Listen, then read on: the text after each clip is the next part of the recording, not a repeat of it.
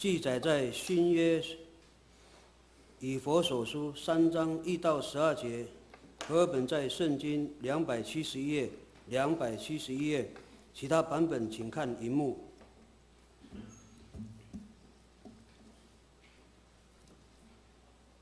因此，我保罗为你们外邦人做了基督耶稣被囚的，替你们祈祷。量必你们曾听见神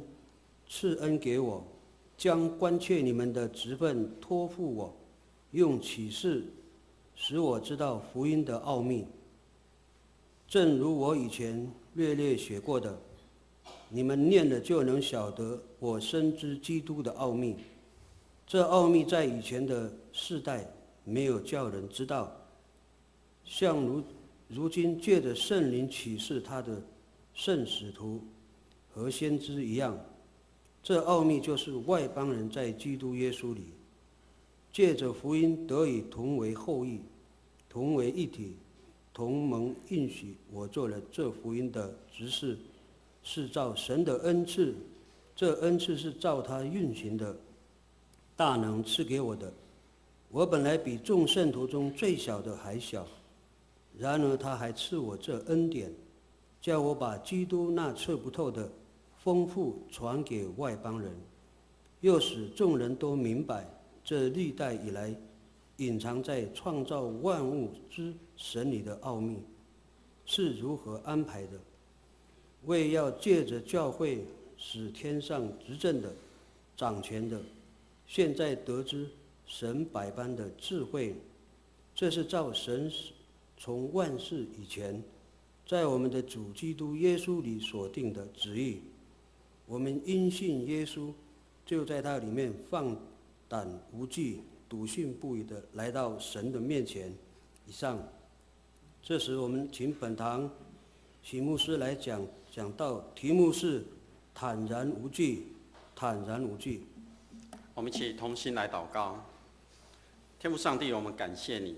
我们因信主耶稣，就在上帝的面前，我们笃信不疑的来到你面前，我们没有惧怕。这时求你的话语，你的圣灵与我们同在，打开我们的心，求你亲自来带领我们的生命。祷告奉靠主耶稣基督的名，阿们。各位弟兄姐妹，大家平安。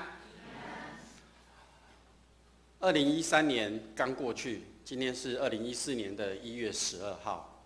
短短的几天，其实我们应该说，从2013年的年底，我们就开始在想着2014年我们应该如何计划，我们要定个目标，我们要在2014年我们要完成哪些事情。因为这样子，我们教会在1月26号我们要召开和会，要来看看过去这一年当中，我们到底完成了哪些事情。在2014年，我们又要预备要来做哪些事情。在这几天当中，我一直在不断的思考，在未来的日子里面，我应该如何将上帝交付给我的使命落实在生活当中，使教会在这个社区里面，让这个社区里面的住民可以去真实的去领受到上帝的恩典和爱。这是我一直在思考的问题。那么就这样去想到，当我们去关心、去接触这些社区的居民的时候，往往我们看的是结果，我们都要那个结果。这个结果就是有多少人会相信并且进入教会，有多少人愿意洗礼成为上帝的儿女。没有错，这是结果，我们一定要看重的。但是在这之前，我们是不是应该换个角度来想，我们与这些人接触的过程中，我们是否愿意陪着他走过生命中的那一段艰辛的路程，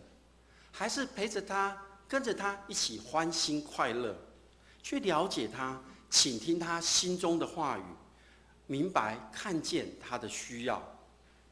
或许我们与人接触的时候，我们无法立刻提供他的需求，但是我们可以给他什么呢？使徒行传第3章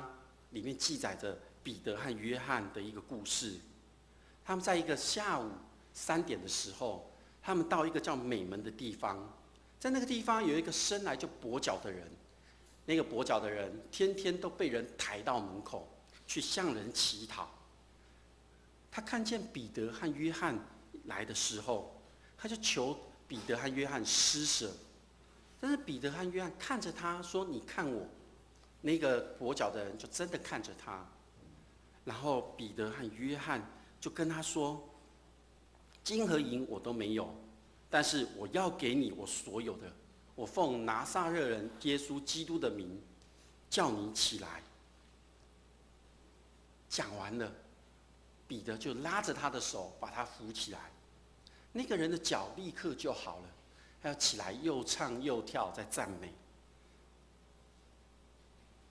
其他的人进来看到了那个跛脚的人有这样的状况，他们就很惊奇。这个故事里面，当彼得和约翰在面对这个跛脚的人的时候，他看见了他的需要，然后给他真正的那个恩典，真正的他所需要的这个事情。那么不禁我要问一个问题：我们都知道，我们领受了恩典，我们都要去传福音，让我们身旁的人都来认识并且相信上帝。那这个问题就是，为什么到台湾到现在，相信耶稣的人比例还是那么少？也就是说，在座的每一位，在整个台湾的人口数里面，我们是少数民族。为何会这样呢？是否我们缺了什么？在未来的2014年里面，我们应该思考这个问题：我们要去做什么？今天所读的经文是来自于以弗所书。以弗所书又被称为是一封给当今世人的书。这一卷书的重要性，它是用各种的方法将上帝的信息传给教会，也就是传给我们在座的每一个人，提醒我们在保罗之后，传福音的工作要落在我们这一群人的身上，而且不但要继续做下去，我们每一个人都还要使这个传福音的工作朝着新的方向和向度继续去发展。因为基督教的真理，它不是停在那里不动的，它是一直适用于新的一个情境、一个环境，在世界中不断的让人在用当时的环境、当时的语言，可以明白、可以了解、去认识基督信仰。保罗被呼召，是因为他奉上帝的旨意做基督耶稣的使徒，他基本的角色就是一个教会的培育者和领导者。他有这种自我的认知，这个认知是从保罗直接领受复活主那边而来的。他有这样的一个确信，他从未动摇过，甚至在保罗其他的书信里面，他也为着他自己这样的一个职分继续在辩护，向那些对他在使徒的立场和权威加以毁谤的这些人，他一一提出辩驳。今天的经文说，保罗是做了耶稣基督的囚犯的时候，是要向我们每一个人提醒保罗他的经历。保罗是为了外邦人而做使徒的。在他写给提摩太的书信当中，记载在提摩太后书2章9到10节，保罗这样写着说：“我因为传这福音而遭受苦难，甚至被捆绑，像囚犯一样。但是上帝的话语不受捆绑，因此我为上帝所拣选的子民忍受这一切，好使他们也能得到从那基督耶稣来的拯救与永恒的荣耀。”为了你们的好处，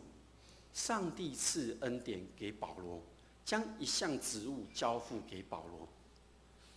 保罗很清楚的知道，为了福音的缘故，他自己所受的呼召，所要做的工作就是实践耶稣基督的命令，不是为了自己，乃是为了世上众多的人，特别是那些非犹太人，也就是外邦人，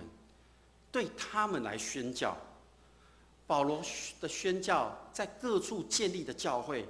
其实如果以今天的以弗所教会来看，它已经是一个多数民族人种的一个教会，超越了种族的隔离，打破了那个界限。所以保罗说他成为上帝的仆人，他是白白的去领受这样的一个恩典。因此他看这个是一个恩典，所以他不将传福音看作是一个很厌烦的工作，他反而把它看作是一个很光荣的一个权利。这是一个职分。所以保罗无论在怎么样的一个境况里面，他在会堂当中，他在监狱里面，他在大街小巷里面，他都随时的向人在诉说他被拣选的一个过程。他认为这个是一个极高的荣耀，以及他不断的也在说，弥赛亚的应许在过去是犹太人的一个特权，外邦人和非犹太人是被摒除在外的。不过现在却扩大到所有的民族，让所有的人都有机会得到这样的一个救赎的一个恩典。这就是保罗，他从大马士革的路上去领受到、经历过恩典之后，他终其一生在做的一件事，就是传扬他所领受到真正救赎的一个恩典。所以在第7节里面，他再一次说明说，由于上帝特别的一个恩赐，我做了这福音的仆人，这是按照他大能运作赐给我的。虽然我是信徒中最小的、最微不足道的，上帝赐给他这个特权，得以把基督那无限丰富的福音传给外邦人。在当时的以弗所教会，不仅有许多归主的外邦人，也有许多信主的犹太人。这些犹太人的基督徒当中，有一些是亚波罗所带领信主的，也有许多是因保罗传给他们，他们相信的。在这样的一个教会里面，他有许多的问题要面对，有文化差异的问题，有生活上贫富差距的问题，有阶级权力的问题，有政治角力等等的问题。其实这些问题都在考验着教会是否能够站立在世界之中。然而现今此时，我们在台湾所面对的各种问题、各样议题，不也像保罗在提醒以弗所教会一样吗？透过以弗所书，让我们再一次看见上帝赋予在我们身上那个基督的使命是，让我们每一个人都应该有一个使命，这是上帝给我们每一个人，他都交托在你我身上的一个职分，这是一个委任我们一定要去做的工作。我们被委任这个职分，跟在这个社会上的公司行号里面不一样。公司行号里面有所谓的阶级，有所谓的地位，但是在这个职分当中，它没有所谓的地位头衔，它是上帝给我们机会与上帝同工。只要我们愿意跟从，并且谦卑的在上帝面前来服侍人、侍奉上帝，我想上帝会赐给我们足够的恩典，让我们一同去完成上帝那救恩的计划。各位弟兄姐妹，耶稣所赋予我们的使命，它是一个命令，是一个永恒不改变的命令，就是要我们去做。但我们愿意为了上帝去做吗？我们应该为了上帝的缘故，教导别人，告诉别人应该走在合神心意的道路上。我们应该为了上帝的缘故，大声的歌唱赞美他。我们应该为了上帝的缘故，去做一些属世上的一些行政的事务。我们应该为了上帝的缘故，为他大声说话。我们也要为了上帝的缘故，去探访、关心那些穷苦或有苦难的人。我们更应该为了上帝献出我们的时间、才能、金钱，还有更多的事情，我们应该要去为上帝而做。我们不应当把这许多的工作、这许多的事情，看作是被强加在我们身上的一个责任。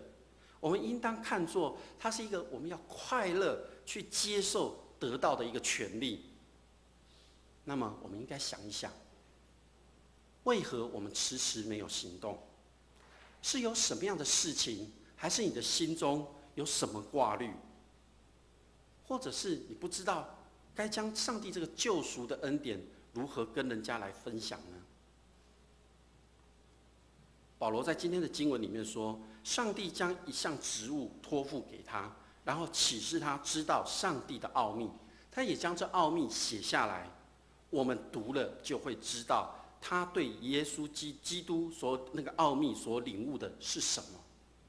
并说这个奥秘以前上帝并没有向任何人显示，但是上帝现在借着圣灵向上帝的圣使徒和先知启示了。保罗所说的上帝奥秘是什么呢？这个奥秘就是借着福音，外邦人得与犹太人同享上帝的应许，他们是同一个身体的肢体，并且分享着上帝借着在耶稣基督里实现的这个应许。所以福音的奥秘不单单只是基督的本身，同时也包含了上帝要借着基督成就在众人身上的事情。因为借着福音，借着基督，让外邦人和犹太人同为上帝的后嗣，也就是成为继承应许的人。上帝要使外邦人同得应许，自然他给外邦人也赐给他们后嗣这个名分，就是成为他的后裔的这个名分，跟以色列人一样。有了这个名分之后，他们就不再是外邦人了，也不再是局外人了，而是同样在领受上帝恩典之中的人。其次，因为成为上帝的后嗣之后，就可以一同领受这个应许，在基督里面所得到的一切的福气，都是来自于上帝的应许。以色列人成为上帝的子民之后，得到迦南美地，进入到美好的生活当中，这都是出于上帝的恩典。上帝与以色列人立约，保护看顾他们，这也是来自于上帝的恩典。然而，在所有的人因着有这样的一个名分，他们是同一身体的肢体，所表达的不单只是外邦人，还包括了犹太人，他们都是连结在一起，他们都是同一个身体，也就是合而为一。这是一个不可改变的事实，不会因为我们人的无知，我们人的犯罪，就让我们是同为肢体这样的一个事实产生了改变。因此，保罗所说的奥秘，在这边他说得很清楚，也让我们可以看见，从旧约里，上帝对亚伯拉罕或者是对以色列人的一个应许，并非只是单单为了以色列人，却是为了所有相信的人所预备的。因此，上帝给保罗一个这么特别的恩赐，透过保罗，使全人类知道上帝怎样实行他奥秘的一个计划。根据上帝永恒的旨意，这个奥秘的计划已经在我们的主耶稣基督身上实现了。因此，我们可以在这个世上有许多的考验当中，依然站立得稳。以弗所书所论述的内容，我们可以来了解上帝这个救恩、这个奥秘计划的实现。上帝救恩计划不单单只是个人的，更是群体的，是所有人都拥有的。我们一个人相信了耶稣，愿意承认他是我们的救主，生命改变了，我们也有了上帝儿女的一个名分之后，这个改变是属于你个人的。然而还有一个关系的改变，这个关系的改变就是我们同为一个肢体，我们跟人跟人之间，人跟上帝之间，我们成为一个群体。这个群体的关系，借着我们的重生，由罪人变成蒙上帝所爱的人，我们进入到上帝的家庭当中，与众信徒成为一家人。这个就是一个群体，教会就是这个群体的一个代表。其次是上帝救恩的计划，不仅是永恒的，它也存在于我们生活的现实当中。信徒，每一位信徒，我们不单单只能拥有对永恒的一个盼望，因为我们也活在现今的世界当中。在现今的社会里面、世界里面，我们就要为这个世界、为这个国家、为这个社会有责任。我们就必须在我们的生活当中去见证上帝的一个救恩计划。上帝的救恩计划不仅是恩典，它也是有目标，也就是有责任。上帝的救恩因为他在基督里为我们白白预备了这个恩典。但是我们不能只是单单的承受或接受这个恩典而已，更重要的是，保罗告诉我们，我们有这样的恩典，是上帝预备我们的一个基础，我们领受了是一个基础，所以呢，我们要不断的成长，直到我们的生命长大成熟，满有基督的身量。上帝救恩的计划，它不单单只是保护我们，它也让我们面对挑战。我们每一个人，或者说我们的教会，虽然都在上帝的保护之中，但是我们是生活在这个世界上，我们是生活在这个社会里面，所以我们一定要面对从这个世界、这个社会当中所带来的挑战。这些挑战有政治、有经济、有等等的议题。透过这些议题，我们可以更加明白上帝在我们每一个人身上的这个恩典与计划。因此，我们要感谢上帝，让我们有份得以在他的救恩计划之中。虽然从这1年多、2年多的社会现状，我们从媒体新闻当中看到，好像台湾是处在一个负面的环境里面，但是我们却应该看这是一个好机会。因为这个机会能够让上帝这个恩典的福音传给每一个人。我们每一个人身旁都有一群朋友，不论你在公司、在家里等等的地方，你身旁一定都有一群人。如果你能够留心的去了解，其实在台湾有许多人在默默的为这一块土地上面的需要来付出。为了一些需要的人，带给他们希望，带给他们一个盼望的一个新的生命。最近这一期，我看到一个商业周刊的报道的封面故事，它记录着一对年轻的老师夫妇，他们在南投一个海拔900公尺的深山当中，他们用小提琴拉住了大约50-60个孩子。在这个过程里面，在这其中有一些孩子离开了，所以他们到现在，他们有一句话说：不能放手，不可再错失一个孩子。这个故事是因为这对老师看见了这一群孩子的需要，他们不单单只是给予满足他们身体上的需要，更是他们愿意陪伴着他们，改变这些孩子的未来。不仅是他们身体上，更在他们的品格上带领着他们。因此，这2位老师不单单只是在国小里面教，也陪着这些孩子走到国中、高中的生命阶段。因此，他们付上了极大的代价，他们背负了庞大的债务，为的是要成就这一群孩子的未来，改变他们的人生。因此，这位男老师他不单单只是愿意陪着这群孩子，让他们拉小提琴，他更进一步的自己学会制作小提琴，然后他还教这个村民也一起来制作这个小提琴。他期待将来那个村庄可以成为台湾的小提琴的村庄，然后村里面的小孩出去比赛，拉的是自己制作的小提琴。他们生产小提琴，期待将来能够改变这个村庄。这2位老师为了这群孩子，他们选择了不一样的生活，不一样的生命。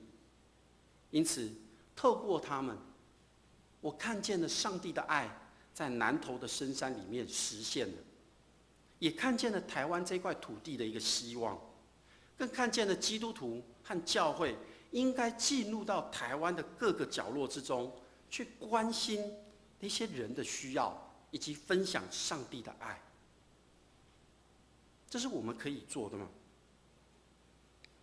另外还有一个故事是来自于日本。日本人他们在去年调查了一个日本人心中最珍惜的企业，这家公司脱颖而出，因为日本的民众说希望这家公司永远存在。一家公司的存在并不是为了提高销售量或提升利润而存在，它是因为被人所需要，员工可以带着骄傲工作，并且带给所有人的幸福。这是一家制作无灰粉笔的公司，大约在50多年前，他们开始雇用身心障碍者。起源是因为这家公司附近有一间启聪学校的老师来拜访他。他来到这家公司，问了这个社长说：“我是学校的教职员，不知道是否你们公司可以雇用我们学校今年即将毕业的孩子呢？”因为他知道大公司大部分都有雇用身心障碍者的一个名额，所以他恳求他来雇用2名智能障碍的女孩。这个社长就在想，如果要雇用这2个女孩，我就要照顾她们一生，为她们的一生负起责任。那么我们公司有没有能力来负担呢？想到这一点，他觉得没有办法。但是这位老师他不放弃，一而再再而三去拜托、去说明。最后，这2位女孩进入到公司，不过只有给她短短1个礼拜的实习而已。这2个女孩很高兴地进入公司，她们的家人也非常担心是否会造成公司的不便和影响。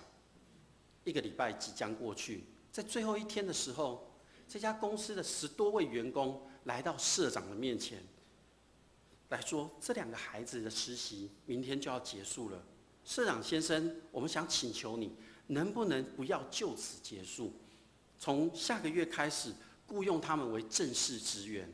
如果他们有什么不懂的，我们全部的人都愿意做他的后盾，拜托你雇用他们吧。原来这2位女孩从早到晚全心全意的工作态度，打动了所有员工的心。因为他们在工作的时候，他们2个人的脸上总是洋溢着笑容，在2个女孩的身上看到了那满满的一个幸福。这个社长左右为难，他不知道雇用第1个还是雇用第2个。最后他2位都雇用了。从此之后，这家公司开始慢慢的雇用一些身心障碍者。不过这个社长心中还是有一件事他想不通。他说他想的是，他们每天到公司来上班，然后去做这些事情，其实他们在安养机构里面生活的无忧无虑，时间到了就看电视，在外面的草地上玩，吃饭有人打理，都不用烦恼，为何还要来公司呢？某一天，这个社长去问了一位师傅，这位师傅告诉他说，这是理所当然的，这就是所谓的幸福。他说，所谓的幸福就是第1个被爱，第2个是受人的赞美，第3个是对其他人有贡献，第4个是被别人所需要。他说，其中里面的第2个受人赞美，第3个对他人有贡献，第4个被人所需要，这些都是他们在安养中心里面得不到的。这3个透过他们的工作，他们就能够享有。这位社长恍然大悟，他说，他就想到，他说，那么公司不正是可以提供这种机会的一个场所吗？这不就是企业存在的价值和社会的使命吗？因此，这个社长就开始仔细的去观察每一个人，他会做什么，不会做什么，慢慢的去了解他们，然后依照他们的能力去调整那个工作的流程。社长他这样子回应说，配合他们的能力去做调整，给予最适合的工作，就能让他们的能力发挥到最大的极限，成果也不输给正常人。这间公司了解并且知道这群员工的需要，他改变了公司的价值，他选择来完成企业所应负的社会责任。那么我要问的是，我存在的价值和社会使命是什么？我们教会存在的价值和社会使命是什么？我们在座的每一位弟兄姐妹，你们存在的价值和社会使命是什么？当保罗领受到这个职分，并将上帝的奥秘写下来让我们明白，我们就可以借着基督来信靠上帝，在上帝面前领受跟保罗跟以色列百姓相同的一个恩典。保罗因为自己领受到上帝给予这个尊贵的职分，他便鼓励信徒不要因为他所受的苦而灰心，因为他能向外邦人传福音而高兴。我们也应该如此，不要因为遭遇困难就退缩，反而要因为遭遇困难患难可以带给别人益处，让他们听见福音，我们就应该感到欢喜快乐。这是一种荣耀，是与上帝同工的一个喜悦。各位弟兄姐妹，我知道在你们的身旁一定有人或有家庭需要我们的协助。那么当你看到遇见需要帮助人的时候，不论他是在身心灵哪方面的需要，你会如何来帮助他呢？你能给他什么样的协助呢？其实我们真的需要有从上帝那里来的智慧能力来协助他们。其实不论如何，耶稣要我们的就是要去做，要有行动，也就是将上帝所赏赐给你的一切来成为其他人的一个祝福。所以当你不知道该如何做，或是害怕不敢去分享的时候，唯有我们让主耶稣基督进入到我们的心中，我们来到上帝的面前，我们再一次的信靠上帝，我想他必会赐给我们够用的智慧、恩典、能力和勇气。重要的是，我们要将上帝给予我们这个救赎的恩典落实在我们的生活之中。今天是1月12号，一年的开始的第2个礼拜。牧师想要在这边邀请各位，你将眼睛闭上，请你想一个人或一个家庭，在未来的这2014年整年当中，这是一个持续性的、不间断性的，用你所有的上帝所赏赐给你的，去关心他，去帮助他，去陪伴他。我知道这个过程当中一定有困难，一定有挑战。这个时候，我们要一起来求上帝给我们恩典，让我们在座的每一位弟兄姐妹，你都可以陪伴那个人，走过他未来2014年这一年当中生命的高低起伏，快乐欢喜，忧愁哀伤。当你请到这个人，就为他祷告，也跟上帝立约，我愿意陪伴他一整年。全能的天父上帝，谢谢你透过保罗他领受了这个职分，我们知道我们也同时领受了这个恩典与职分。求你让我们借着耶稣基督所给我们的爱与恩典、勇气与能力，让我们可以陪伴那些需要的人、需要的家庭，透过你的爱，让他们在生命的高低起伏时候，都有主你的陪伴，他们就不致害怕。也求主赐给我们在座的每一位弟兄姐妹，有智慧、有能力、有坚持的心，在2014年陪伴着这一个人，陪伴着这个家庭。愿主赐福。此时我们要用主你所教导的新的诫命，我们来一起来告白我们的信仰。你要尽心、尽性、尽意爱主你的上帝，这是诫命中的第一，且是最大的。其次也相仿，就是要爱人如己。这2条诫命是律法和先知一切道理的总纲。我赐给你们一条新命令，乃是叫你们彼此相爱。我怎样爱你们，你们也要怎样相爱。你们若有彼此相爱的心，众人因此就认出你们是我的门徒了。阿们。